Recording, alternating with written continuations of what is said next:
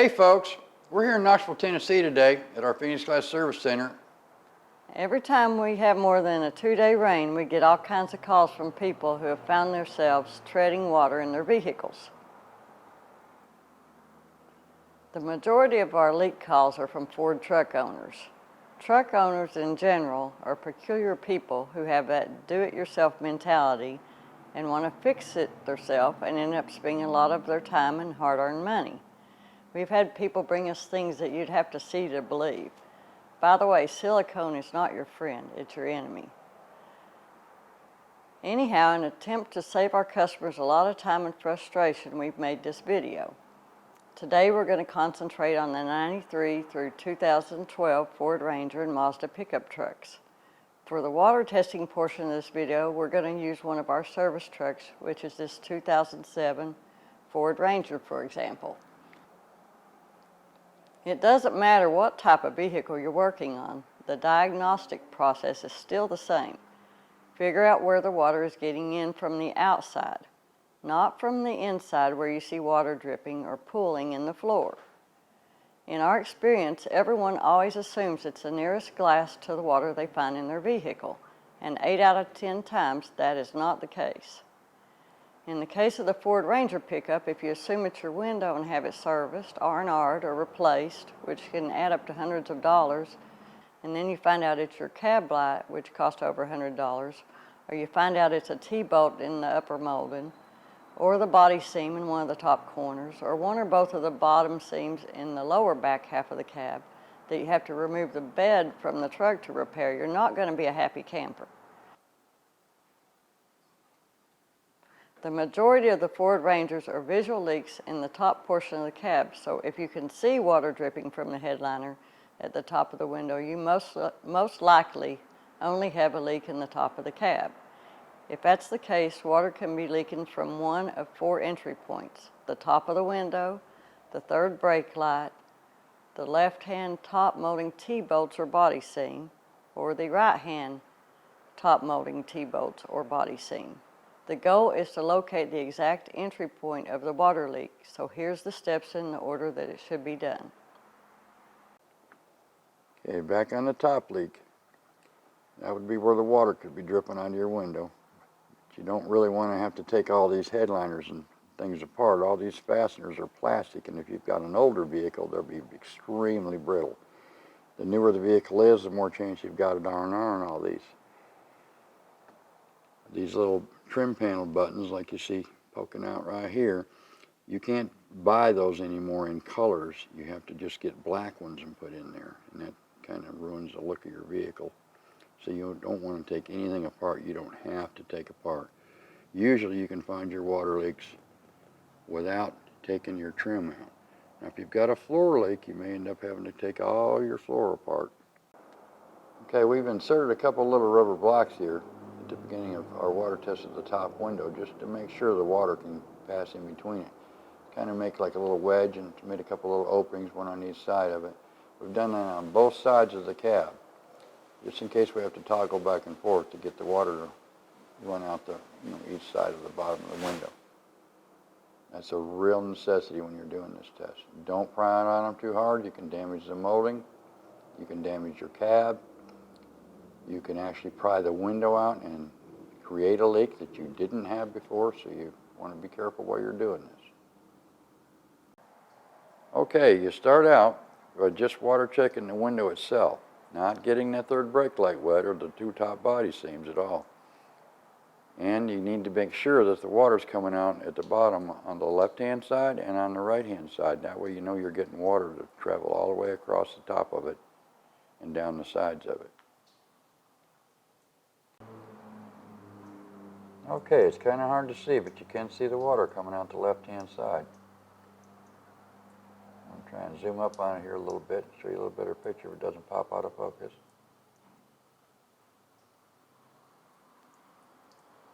We're going to move over to the right-hand side now. We're going to make sure that this water's coming out on that side. On the right-hand side now, making sure there's water coming out. You can clearly see it is. You know you're getting the top and the 2 sides of the window completely wet.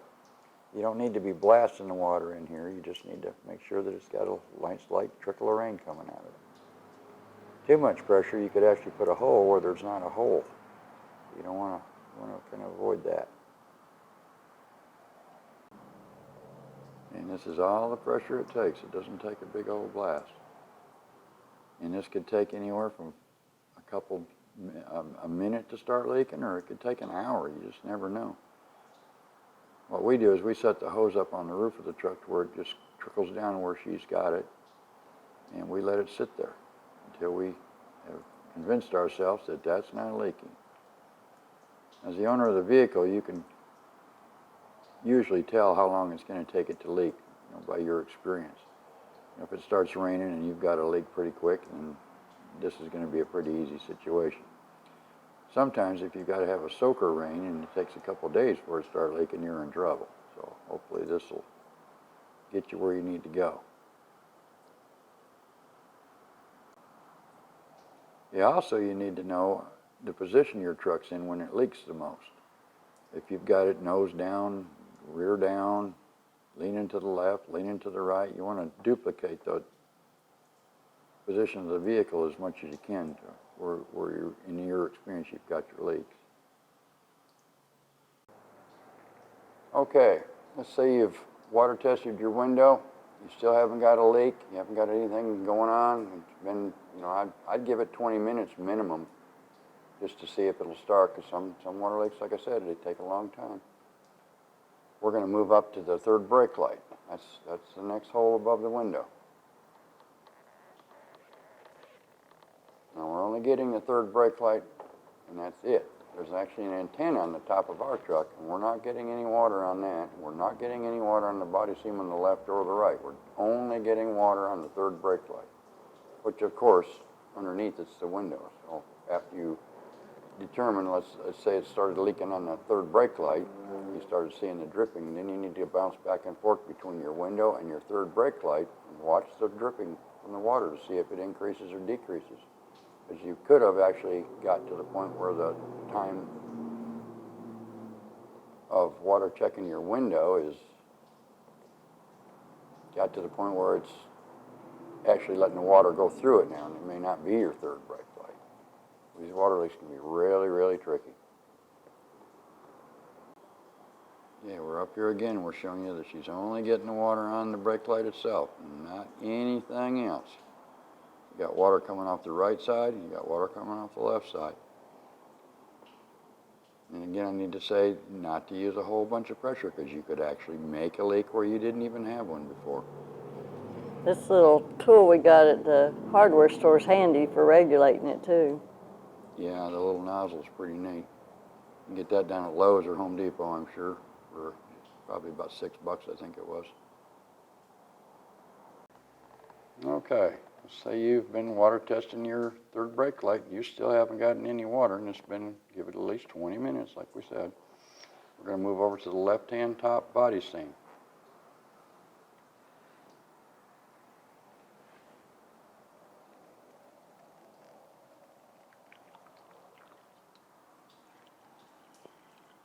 Now, she's not actually getting the top of the door wet. She's only getting, the best she can isolate, just the body seam itself. We're still looking for that dripping that's in the source of the water leak, or the exit point of the water leak. You can't reiterate it enough that you really need to concentrate on finding the entrance point of the water leak and not the exit point. Everybody wants to look at where it's coming from.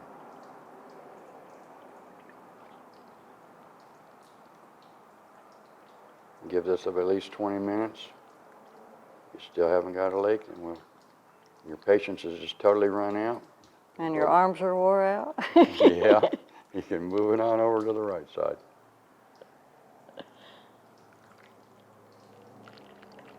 You should also have water coming out below your window there, just like it did when we were water testing the window, because the water runs underneath this molding, exits underneath the window itself, and then it'll travel down and drip out the bottom of the window. Okay, so you still haven't found your leak yet. We've moved over to the right-hand upper molding. That molding has 2 bolts underneath it, little T-bolts that punch through, and it can be leaking through those T-bolts, or it can actually have an open seam where the cab's welded together, just like the bottom.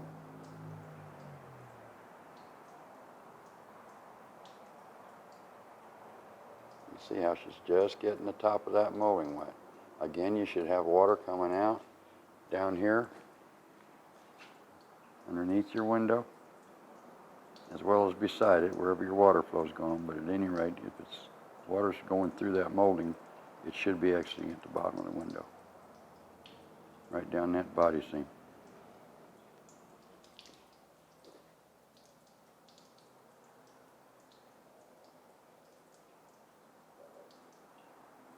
If you've got a dripping lake exiting where water's coming out of your headliner, this is pretty much the end of the trail.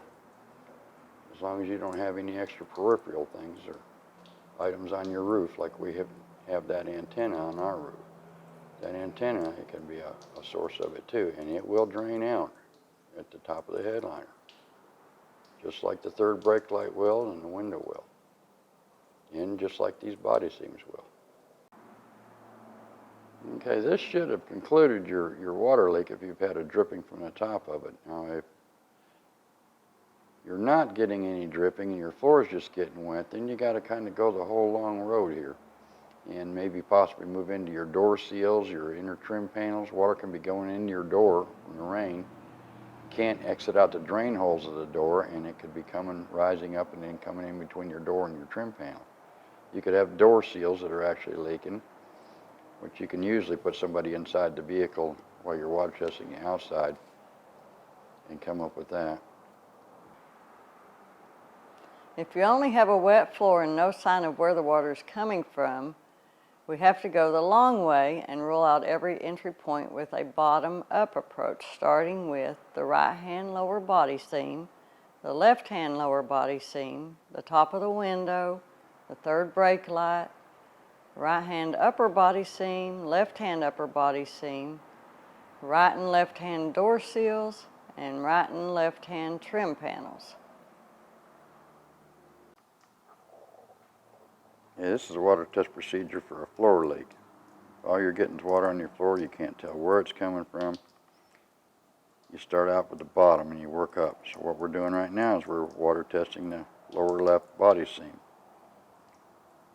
It runs all the way from the bottom of the window to the bottom of the cab.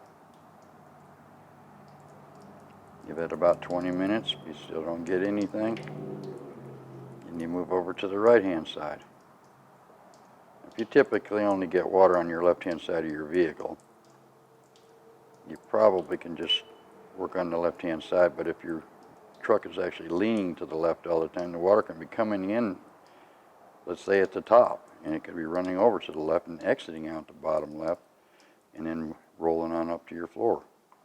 And this would be much easier without the toolboxes in the way. Yes, it would.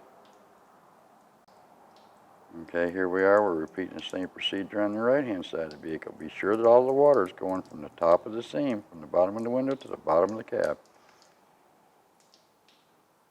And once again, you don't need to blast water at this. You just need to be getting it wet. A little water does the same as a lot of water. So putting a lot of water there isn't going to really do anything for your cause. And you can control the burn then. That's correct. You can't. You'll be getting everything wet. This is actually the only water points that are on the lower back half of the cab, unless you've got some additional accessories and maybe screwed a radio amplifier or something through your back panel and the screws came out, and later got rid of the amp and took the screws out, and now you left holes in it, or someone else, maybe a previous owner of the vehicle. We've also not actually ever had these body seams be open unless there's been a load shift in the bed of the truck that came up and nailed the back of the cab and bent it a little bit. If you've had that happen, well, we'll take you to a shot of just that. Okay. On these lower body seams, we've actually never ever had one that was leaking there unless it had a load shift where an object came forward on the bed dented the back of the bed and then the back of the cab. When it gets a dent in the back of the cab, it pushes the sheet metal in and it tears open the two body seams. If that's ever happened, that can happen, at the top or the bottom, but it's typically at the top 6 inches or so that it does it. So make sure to inspect your body seams, and it'll kind of tell you where you need to be spending your time on those or not. If you've water tested these and still haven't found a leak, you may have to actually remove the entire interior and explore other areas.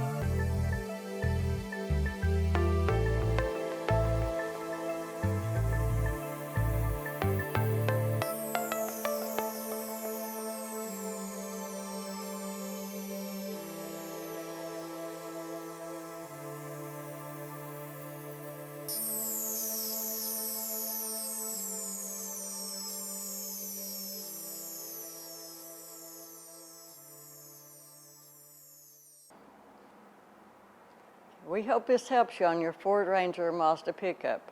Please give us a thumbs up below if you like this video. We've seen so much misinformation on the internet. Don't believe everything you see, because we've seen the end result and it's not a pretty picture. Also, we're some of the ones that have to fix a lot of those fixes in the end, and you're the one that has to pay for them. When we get a chance, our next video will be about water testing the full-size Ford trucks, which is a lot more complicated, so it'll probably be a while before we get it done. If you can't wait, we have a page about it on our website we'll list below. I'm sure you can tell we're new to this video making stuff, so hang in there. Hopefully we'll be making more videos in the future, and if you'd like to see more from us, please subscribe to our YouTube channel. Also, like and follow us on Facebook, and visit our website at phoenixglass.biz, where you'll find lots of helpful information. Thank you for watching and have a great day.